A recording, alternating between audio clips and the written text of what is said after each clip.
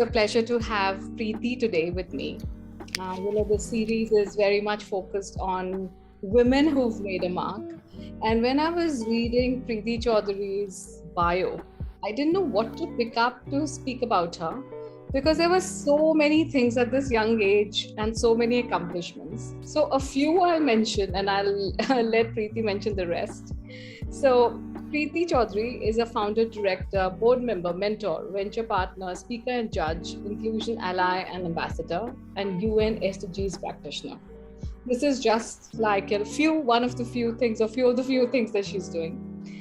She's a founder director at PC Advisory. It's a niche advisory firm focused on United Nations Sustainable Development Goals 5, 8, 9, 10, and 17, specializing in equity and inclusion, women, veterans, LGBT plus, PWT enablements, integration in the startup ecosystems, and corporate India Inc.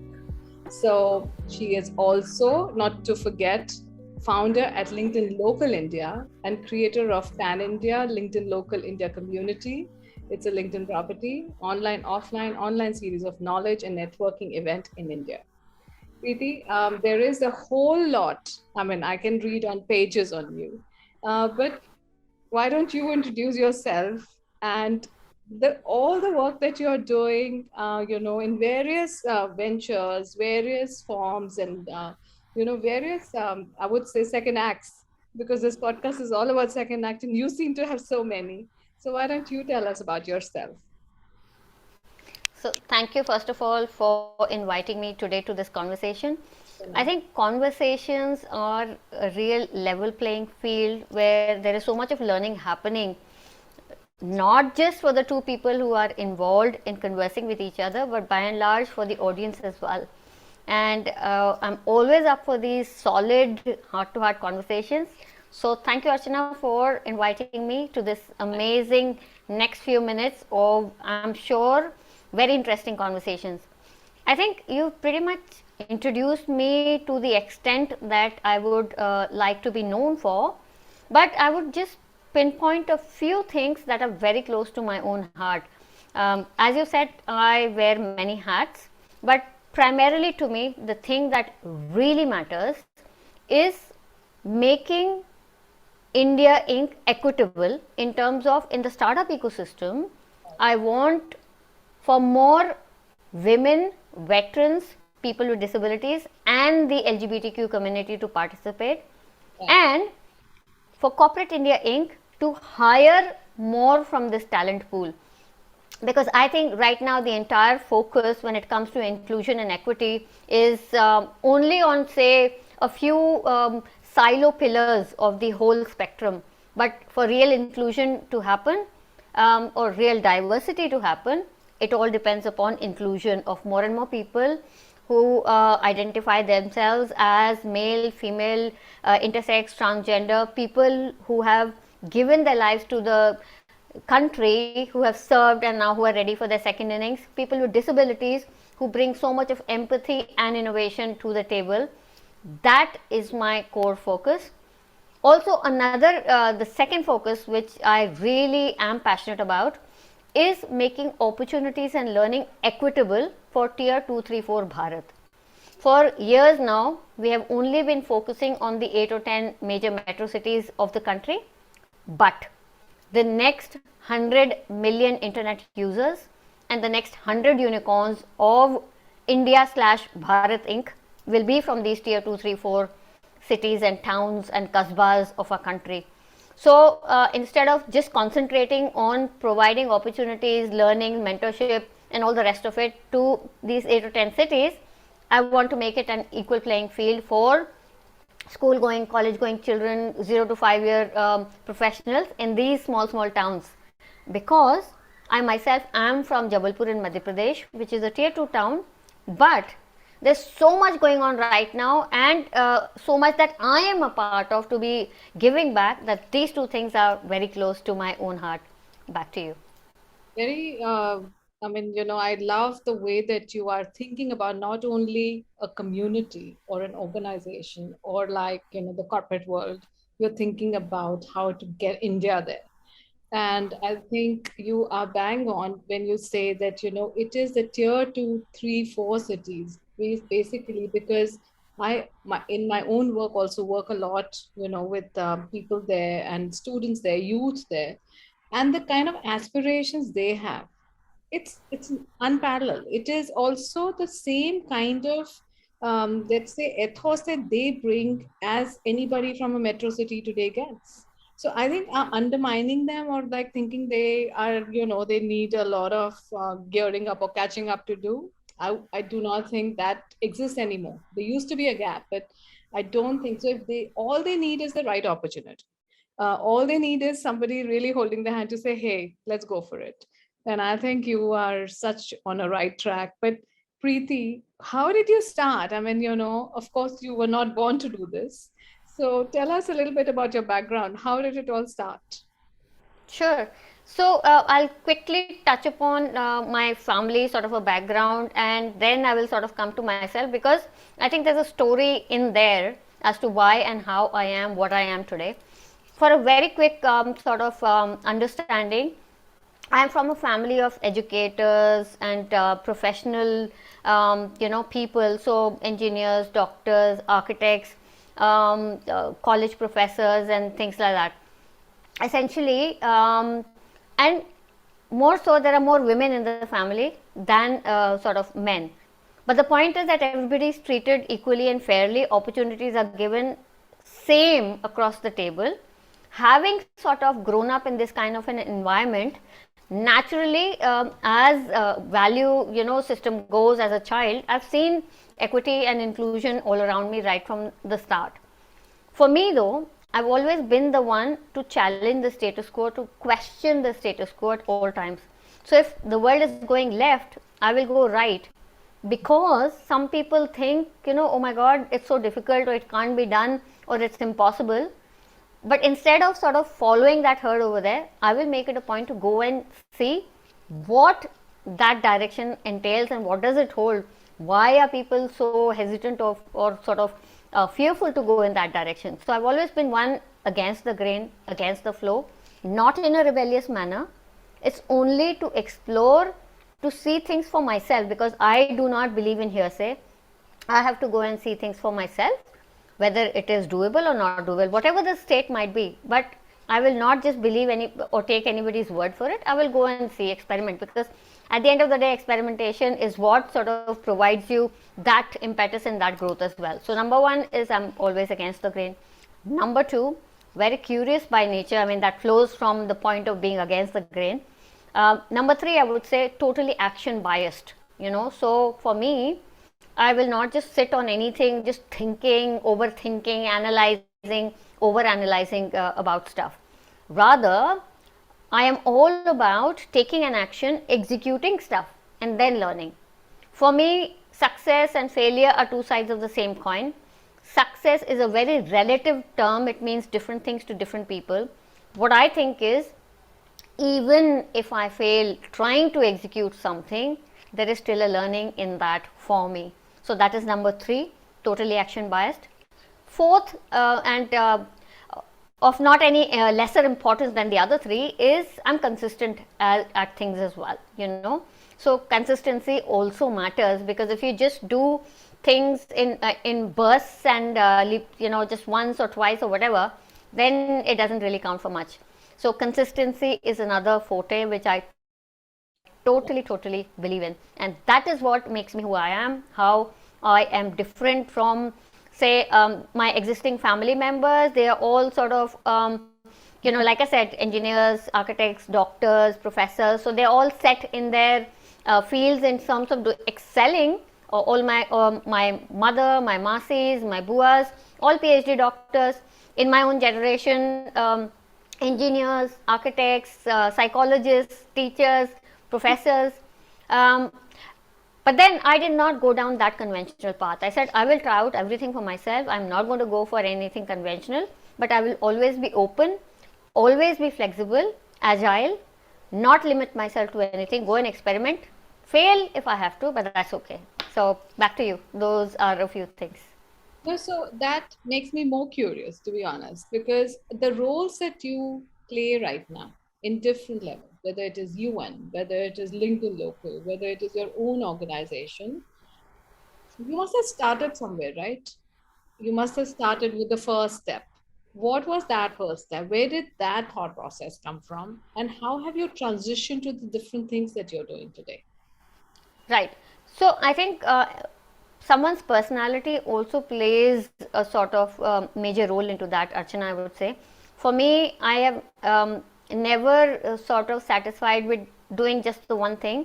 I can do 10 different things Oh, at the same time concurrently without having to drop the ball on the quality or the consistency of doing those things. So I think that's something which is inherent in me. I'm a Gemini, which means I am not just one person, but there's two people inside of me. And for keeping those two people satiated means I have to do double the activities. If somebody is doing two things, I'll have to do probably four things just to keep myself, on the track and stimulated and everything else. So that's something which is inherent. I really did not have to personally try too hard to be able to do many things together. But as far as coming back to the starting point, I think I've always been of the thought process to be able to sort of give back, So even if I have been, and I've worked in the corporate sector, I've sort of transitioned and grown and gathered all these experiences by virtue of having worked in the corporate sector. I have lived in 4 different countries, including India. So I've sort of lived in India, I've lived in Indonesia, I've lived in China, UK/Australia. Most recently in China for about 7 or 8 years. I speak 6 languages, including sort of Mandarin, obviously, because living in China, Bhasha, Malayu, Indonesia, living in Indonesia. So for me, you can see there have been a lot of explorations, a lot of soaking up. And when I came back from China in 2014 to India, is when I actually started executing them. Because, like I said to you, I'm totally action biased, so that is something else which is extremely important for me to be able to action all of this. So when I came back from China, I set up my base in my hometown of Jabalpur in Madhya Pradesh. Small little city, but very beautiful, full of natural greenery, because we are situated on the banks of river Narmada. So we have the mountains, the river, the soil is very fertile, and so on and so forth. So I started by giving back here itself, in terms of I'm a mentor at the incubation center here, and so on and so forth. So that was the first step. You can, if you want to really pinpoint, I started by giving back into my own town, and then slowly, with the virtue of being plugged into so many different ecosystems and having those deep networks and relationships, the sphere just kept on growing. That's about it in a nutshell of how I got started. Back to you. yeah, beautiful. And so I want to now focus on the purpose, the real purpose. So, like second act spells it, like, is there something that aligns your personal and professional purpose, which is clear it does. And also your focus on women. Is that what you're seeking, and why are you doing then what you're doing? Okay, thank you for that. And I think there is no cookie cutter answer to that I can sort of pinpointedly say this is why. But again, it all stems down from my own experience. India as a patriarchal society, I have seen that women as a gender do not get their due in terms of we are half of the population, half of the workforce, but then the opportunities are sort of not quite there, and they're not quite as smooth as the other folks or other gender in our society has. And having charted my own course, my own journey myself, if I as a woman can do it, then I think all it needs is hand holding, mentoring for the other girls and women to be able to do whatever they want to do in life, because with the advent of the internet technology, everything is available on a fingertip. You want to learn something, you are connected to the world, you can seek the best mentors anywhere else. But Right. I think it's just those initial, that first step. A lot of women have those self doubts, and they are scared, they have so many questions, then they have societal familial pressure and all the rest of it. So that is what sort of stops them. And I think women, or rather for that matter, like I said, I'm inclusive of everyone. So women, veteran, people with disabilities, the LGBTQ community, everybody has so much to give back. Why should we deny them of those opportunities? That is the thought process why I want to have the inclusion and equity for all sorts of stratas of the society, and that's what got me started, Archana. That's very wonderful. But what are you exactly doing then? So I do a lot of capacity building workshops, exercises. I do quite a few mentorship programs where I get all the connections of mine or friends of mine who are working in huge corporations to come and impart or give back. Trust me, there's a whole bunch of people out there who want to be able to add value to the society and to give back to the society that's made them who they are today. So all I'm doing is I'm getting a bunch of people together and making sure to be able to sort of create those conversations, create those experiences, create those workshops and other things by which anybody who likes to learn, whether they are a 13-year-old school child to a C-suite sort of an executive, everybody is welcome. My initiatives are open to all without any sort of a discrimination of any kind for that matter. So for me, because I do have such a big community and network, very easy to leverage that and make things happen as a community, and that is how I am making sure that things are happening. And not just physically now. I mean, the last 2 years have taught us such a lot. Now virtually I can do so much more because the reach is exponential. Everybody's got the internet. Everybody is now willing and looking at inward as well to sort of enhance and upskill themselves and so on and so forth.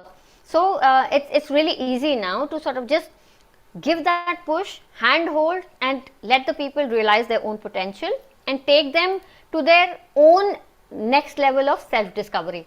That's all. I'm just an enabler. I am by no means the end, just a means to that end. Back to you. I think it's what Second Act is all about as well, working from inside, being able to discover something that you haven't discovered so far. And a lot comes out from these conversations. So I'm sure people who are hearing us can also start, looking a bit inside to say, if you could do this, and with so many, I would say, a bigger meaning in your life and so many roles that you play, I'm sure there is somebody, some little girl of Jabalpur sitting somewhere wanting to explore her own potential. So are you still stationed at Jabalpur? Where are you right now? How was your upbringing before? So did you always stay in a small town? I see that you've traveled around after. But how was it in schooling, college, and thereafter? So I am one of the oldest families of Jabalpur. From my mother's side, that is, my grandfather, my Nana ji, that is my mother's father, he, Pandit Bhavani Prasad Ji Tiwari, he was a freedom fighter. He was twice a Rajya Sabha member. He was 7 times mayor of Jabalpur city. He was also the recipient of the 4th highest civilian award, Padma Shri, in literature for translating Guru Rabindranath Tagore ji's Gitanjali into Hindi. So that's the sort of lineage and legacy which I am from. My entire upbringing, right from going to the St. Joseph's Convent School here in Jabalpur to University, Rani Durgavati University here in Jabalpur as well, has been here. It's only when I finished my education is when I said, for furthering and for exploring, it was more of an exploration sort. I said, okay, now I'm going to step out, and that's where my literal journey of not just self-exploration but also what is happening in the world, India immediately, then 20 plus countries outside India as well. That is what sort of started me onto that journey, and that is what sort of clears all the cobwebs in people's mind. Travel is a big thing that teaches a lot. When you are at the ground level of any different country, culture, when you are living like a local, speaking the language, eating the food, you learn so much, you imbibe so much, and all those cobwebs get cleared out, all the windows open out. So that is something else which I always talk about to people, to young boys and girls. Travel, take that bag, just go and explore your own country, because it's going to teach you. Being practical and self-sustaining is going to teach you so much more than what you would learn from maybe, say, reading that book or doing that course, just reading stuff, So from that kind of, like I said, school and college always here, but then open to experimentation, travel, been all over the place. And then I decided to sort of, like I said, in 2014 to come back from China, base myself in Jabalpur, and Jabalpur is right in the center of the country. You know, you can literally close your eyes, put your finger on India map, it will be somewhere very close to Jabalpur. Very nicely connected by flights and rest of it. So for me, it is very easy to sort of hop up to say Gurgaon, which is again a huge startup ecosystem sort of hub, Bangalore, Hyderabad, wherever. And I do travel a lot for work. Last 2 years I've put a little spanner, but now that spanner is slowly being removed and the travel will resume. But my base is in Jabalpur. I wouldn't have it in any other way because, you know, I came back from China because of pollution. I can't live in Gurgaon or Bangalore because of pollution, because of all the madness in the big city, the traffic jams, the noise, the crowds. Jabalpur is a nice small little town, like I said, green. I can breathe. I can actually see the color blue, which is blue, yellow of the sun, which is yellow. So why would I give that up and be somewhere else? So base is here, but I go everywhere. Back to you. Beautiful. I think I want to visit as well then now because we stay in the most polluted Gurgaon. And I think, yes, it's time that one should start looking at these cities, but not, of course, overburden them so that they become polluted tomorrow. So it's very nice to know, but I'm sure that there are challenges of being in a smaller city, maybe the way that you're looked at, or is it now that it's becoming, that you are accepted the way you are? How do you feel? Okay, thank you. And that is something else. Like I said, I've always been against the grain right from when I was a little girl. I've never really cared for societal or any other validation. So for me, it doesn't matter. Really, I don't care. I mean, it is other people's problem, whatever they think or make of me. I have so far lived my life on my own terms of whatever I have thought is good for me. I have gone ahead and done that. So I'm not saying this is the right way of doing things. This is what has worked for me, and that is what my thought process is. I don't pay too much attention. Obviously, with the advent of internet, awareness is going up, and there's lots more acceptance to different people, things, scenarios, and whatever. But that really doesn't bind me or hold me from doing things. I will still go ahead and do irrespective of everything, and as long as I'm happy and being productive and adding value to the immediate community around me, that's what makes me happy, and I don't care much beyond that. Back to you. That's very wonderful. And what about parents and relatives? And of course, those are the people who do matter. Rest of the world might not. So, are they in support of everything that you're doing, or in the beginning that you felt that there could be resistance, and you had to combat that? No, like I said, education has been a very level playing field in my entire khandan. So I think again, education opens up a lot of minds, lot of perceptions are broken, and a lot of new things are easier accepted. So like I said, everybody's done minimum sort of a degree wherein they have gone and mingled with different people. So I have a very open family that has been very flexible, open to new ideas. There could be some slight sort of, though personally I haven't really felt anything, and I see my two younger sisters and my other cousins, female cousins of the family, and this that, and I don't see any of that happening, at least in my family. And the only reason I can attribute to that is, the background, the lineage is such wherein education and the importance of equity and inclusion has been number one priority for my family. So at least in my family, no, I haven't seen any sort of discrimination so far. Back to you. That is something that also I think is something that I would give encouragement to families where women are taking up a lot of responsibilities, in changing the world. It's commendable, and I think that kind of support is also, so applause to your family to support you in a certain way. Coming back to your entrepreneurship journey, what are some learnings that you would like to share today, looking back at the different things that you did, so that other people could also get to know and learn from you?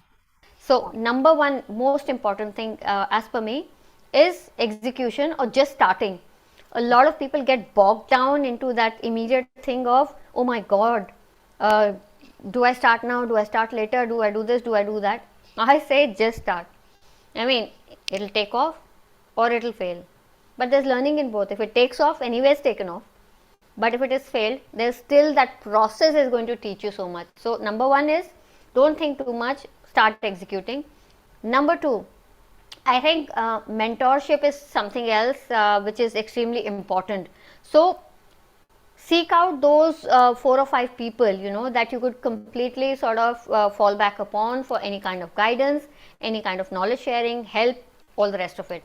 Number three, community. I think an engaged and sort of different and diverse community around also helps. So I think these 2 or 3 things, because there's so many other factors, but I think if we take care of these 2 or 3 things to begin with, everything else sort of starts falling in place. So just start mentoring. So be mentored, be willing to get mentored, and then when you are in a station in life, start mentoring as well. Number three, build a community around that works not only as your customer but as your brand ambassador, as your vendors, partners, and all the rest of it as well. Back to you. Coming to being able to ask for help or to ask for mentorship. Like I am also going through a phase of entrepreneurship, which is very recent. And it's for me or a lot of us, who are starting off.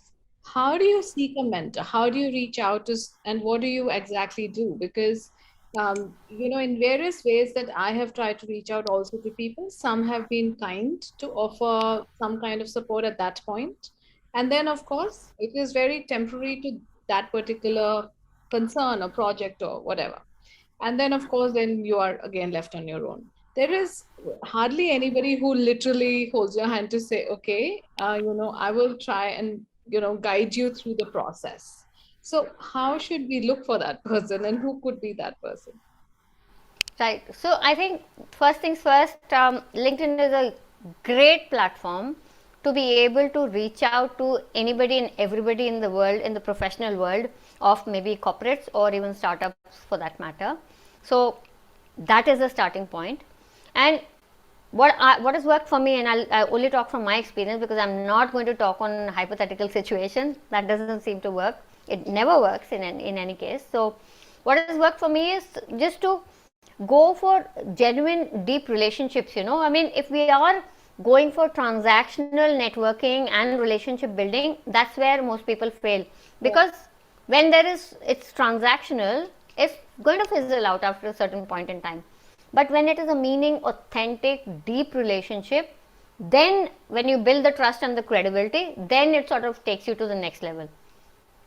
Apart from that, I mean, there's only so much a person will handhold you for. There's a reason why there's a whole industry of mentors and coaches out there.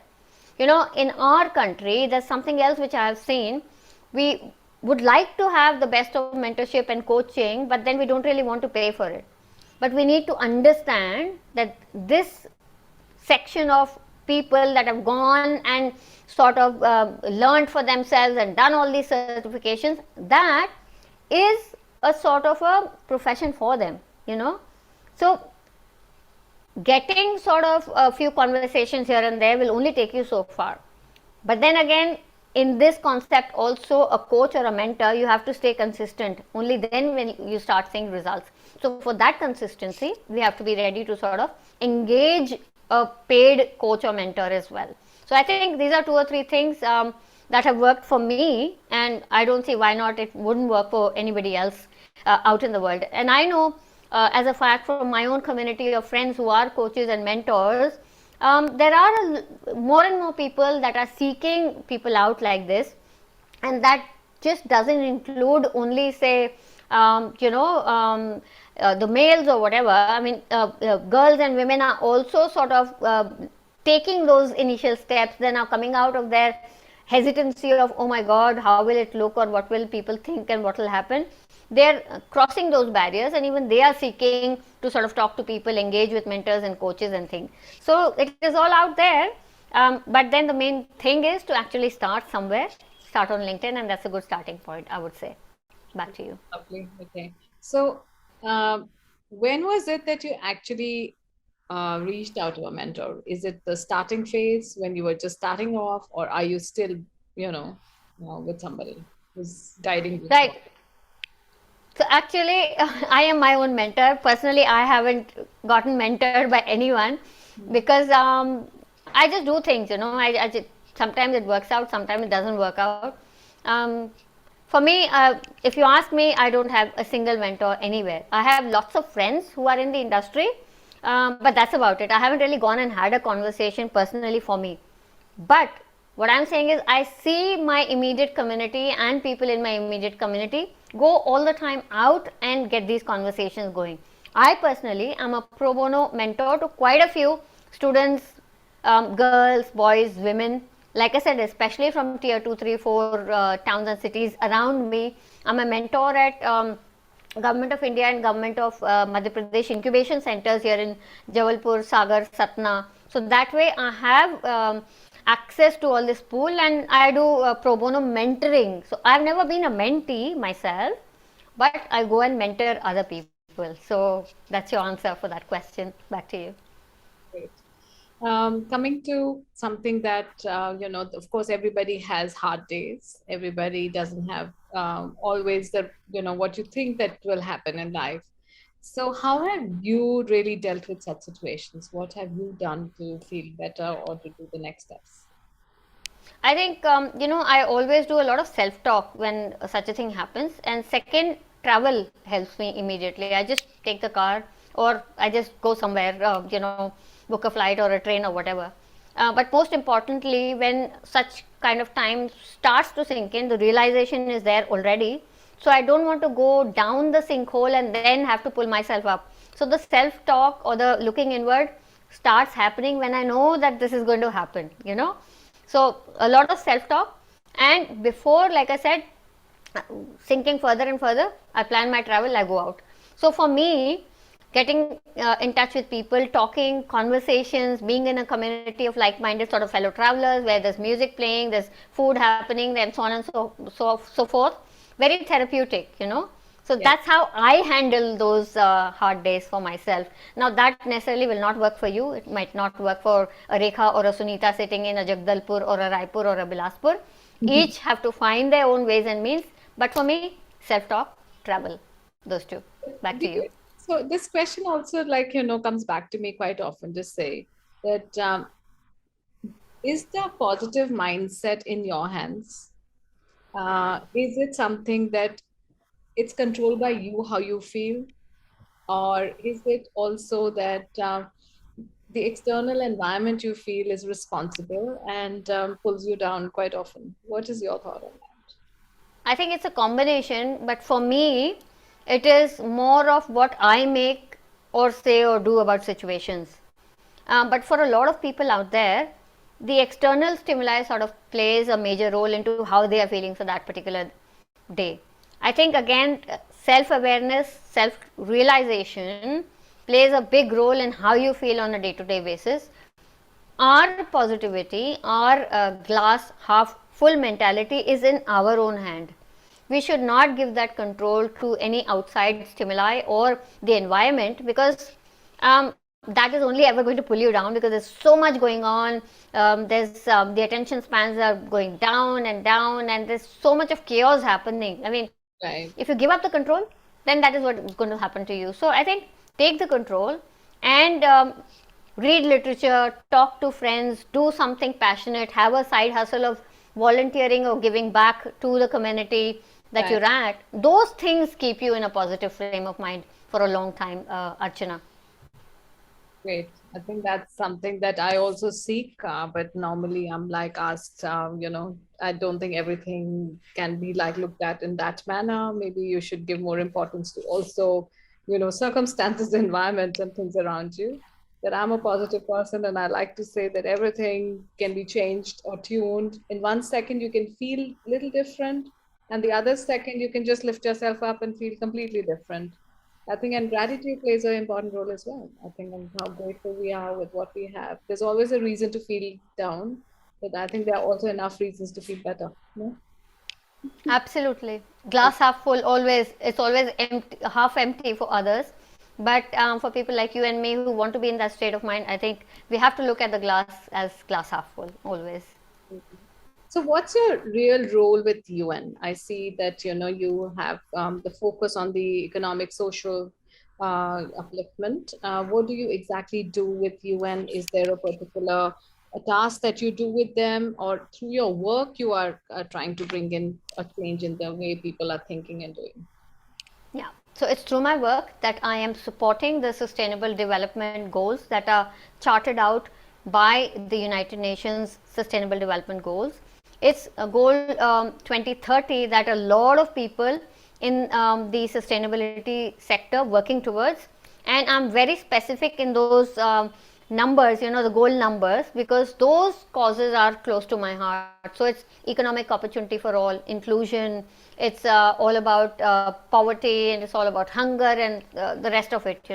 So through our work we try and make a difference to the goals that we are aligned to as a person, as a profession, and try and reach wherein those goals are sort of completely satiated by the year 2030. So directly I don't have anything to do with UN, but through my work is how I'm associated, and I'm trying to make this world a better and an equitable place by doing those sustainable development goals, by practicing those, by actually executing stuff to reach those goals by 2030.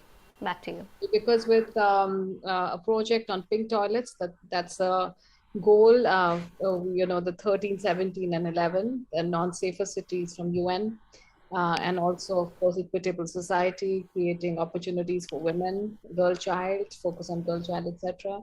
So that is the work that we are doing with Plan India on ground, where we also bring in empowerment and capacity building workshops for also women, so that they become self-sustainable for tomorrow. And of course, creating safer spaces and taking the spaces beyond toilets and making them the place that they can feel that it's their own, and gives them growth and opportunity, rather than just seeing them on only the hygiene front. So I'm sure that when we think in focus of how we can also align with the UN goals, I think it brings in more clarity and of course a greater purpose as well. So I'm glad you're doing that too, and I see that alignment as well of what we are doing. So I'm so glad that women are thinking this way. How to can I bring in a bigger change for the world more than anything else? So Thank you for that. Yeah. Yeah. Back to you. yeah, so you're also doing work for LinkedIn Local, and now I want to ask you, what do you exactly do there, and how does that align with whatever work that you're doing so far and other tasks as well? Sure. So it's a community building exercise, really. The brand is LinkedIn. What happens is all of us are connected on LinkedIn, but we never really make an effort to just pick up on the phone and say, hey, let's meet for a coffee or let's meet for a face to face sort of a conversation. They'll be like, you'll be connected some 20,000 people living in Gurgaon, but how many have you ever met in your life physically is a big question mark. And with that is what this community was established. It's a worldwide phenomenon, and present in almost 300-400 cities of so many cities of the world. I brought this concept into India in 2017 and sort of scaled it up to 18 cities. At the moment, I'm building the LinkedIn Local community in 12 plus tier 2, 3, 4 cities of Bharat and counting. The idea is to get to know the people behind their profiles, to connect to them on a human level. Because in Gurgaon or in Jabalpur, your Gurgaon network, my Jabalpur network, there's so many people. So every month sort of getting some 30-40 people together, because what happens is when you connect, when you communicate, a lot of collaborations start happening from there. And the feeling of meeting physically in real life, there's nothing that can ever replace or sort of take away from that. So that's the whole idea, putting the face, the voice, the body of a profile in behind what you see on LinkedIn as a platform, getting the community together, getting those conversations started, being a catalyst in getting those collaborations started as well. And like I said, it's extremely important for these kind of communities to be built in the lesser served cities, and that is where my focus is now. Like I said, I do a lot of conversations, a lot of capacity building, skill building workshops and exercises, all virtual in the last 2 years. You know why? But once the country starts opening up, which is happening now, we'll be moving on to physical activities and events once again. Back to you. That's a really well thought of, and it is very relatable as well. Like you said, conversations, meeting each other in person, it's irreplaceable. Nothing can actually take that away.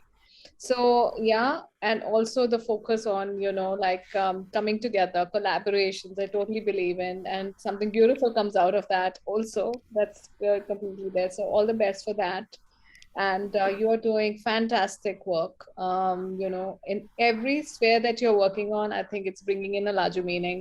So here's to end this podcast. There are some rapid fire questions that I will ask you, so that we end a little bit of fun. So first question is, what is the next second act coming? I'm going to be an author very soon. Oh, My first book is going to be out in the end of this year, 2022, and the working title is Quit Saying and Start Doing. It'll be stories of student entrepreneurs of India. So that is my most immediate second act coming up. that's beautiful. I think I'm looking forward to, of course, learning through that. Yeah, it's a very cool project. Okay, so Preeti, 10 years ago. Was the same because okay, maybe grown in the sense of more awareness and empathy and all the rest of it, but doing pretty much those same four things that I spoke about earlier, being consistent and action biased and all the rest of it. But pretty much the same, I would say 90% the same. Some books that you might want to comment or quote here, which can bring in a larger meaning. Not really. I love meeting people and talking to people. Books I read not for sort of gaining all that knowledge. I want practical knowledge, so I get that from sort of people, like I said, various conversations and interactions. Books I totally read for relaxation. So, sort of spy series and people like Ian Rankin and a few others. Those are my go-to books. I only read fiction. I don't read any self-help, any sort of motivation, this, that, because there's enough and more in real people around me. Archana, back to you. Nice. Feminism to you is? Um, Actually, making opportunities available for all. There is no scope of man, woman, or any other identification here. Feminism is taken as a negative connotation, but by quite a few people. But to me, feminism is something because I mean nowadays there are male allies who are talking such a lot about making the level playing field equal for all. So if in a particular sphere or in a place men are not getting equal opportunities, then for me feminism for me in that area would be to make sure that those opportunities are available to men as well, or to the veterans, or to the LGBTQ, or to the PWD community. So just make it equitable for everybody. Okay. Back to you. Time off for you will be? Traveling, always. That you travel anywhere? Yep. That you travel Yeah, anywhere? but I mean, time off, I don't sort of work extra hard. I mean, I have clear cut boundaries, and that is something else. Also, as a person, I mean, I've always grown up with that. So I know very clear that this is what I would like to do for work, and like Saturdays and Sundays are totally my time. That's totally time off, when people end up working so much on the weekends as well, and there's no personal me time. I'm very clear on that. One last thing before you go off, for people who are seeing us today or hearing us.